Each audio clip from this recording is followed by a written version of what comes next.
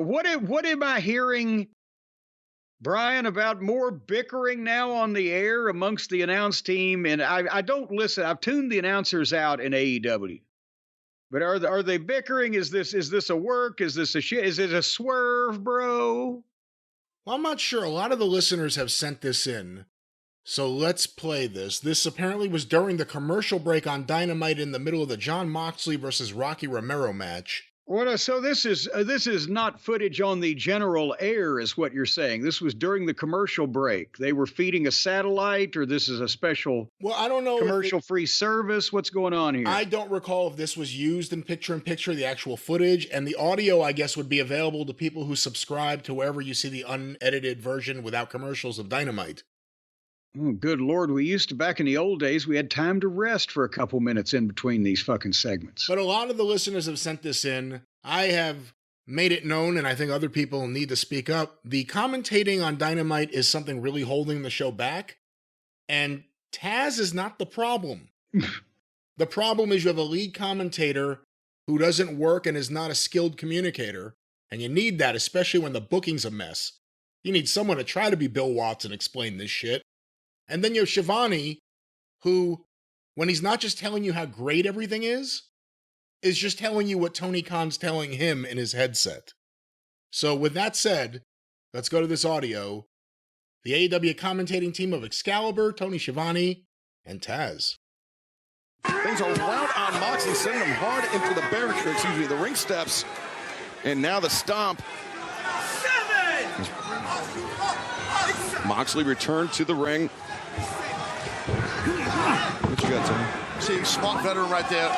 Going for a cover. He knows Moxley. Sorry, what's Schiavone up to? He's got another note. Who's he talking to? Somebody, I mean, how often do you talk to Tony Khan during these broadcasts? Just watch the match, dude. I am watching. Dude, I'm calling the friggin' match. Don't tell me watch the match. I'm calling it. Watch the match, dude. Kiss my ass, dude. Piss me off now. Dude, me. Show up over Excalibur and wear you out. Got me hot now. You getting a double knee? Let me stop it there. It's very loud.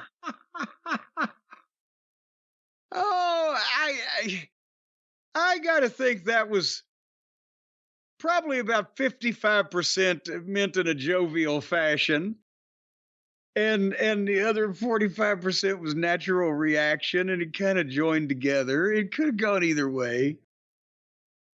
Oh, God. Taz is a smart guy. He knows he's stuck with a bad commentating team, and it's dragging him down. So I'm sure there's a lot of real frustration at, especially Shivani, who's completely useless on commentary right now.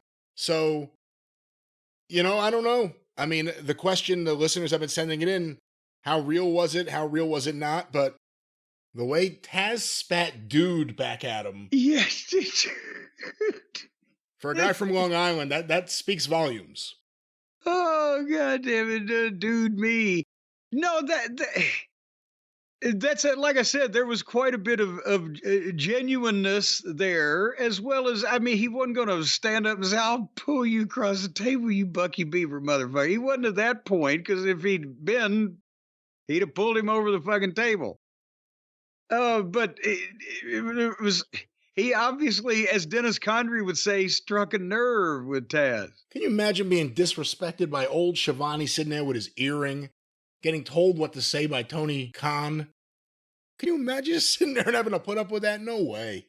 Well, and that's, I mean, everybody's entitled to have holes poked in themselves, Brian, so we're not going to judge Tony for his earring. But even though he is older than me. But we can say he looks ridiculous with it. But it appears like that unfortunately Tony's the one that Tony Khan is hampering probably at this point more than anything else. But to say this, say that, and say the other thing, and Taz, you can't get a flow when somebody's listening and about to say something or whatever because somebody else is telling him something, especially with a 3-man booth. And I'm sure it's frustrating for Taz because he's done actual real television. Shivani has become David Crockett. Well, now, come on. No, I'm serious. I'm not even joking. David had an appeal. No, he didn't. David, now in the nostalgia factor and David had an appeal. He had his own little style. Yeah, well, the new, hey, just look at him. Look at him. Tony's not doing that. Just look at him. Oh, look at him. Look at Magnum. Look at him. No, now this is awesome. This is great. This is great. This I'm is the having so greatest much fun. I'm having so much fun. This is a ball. The other night he said, I love this job.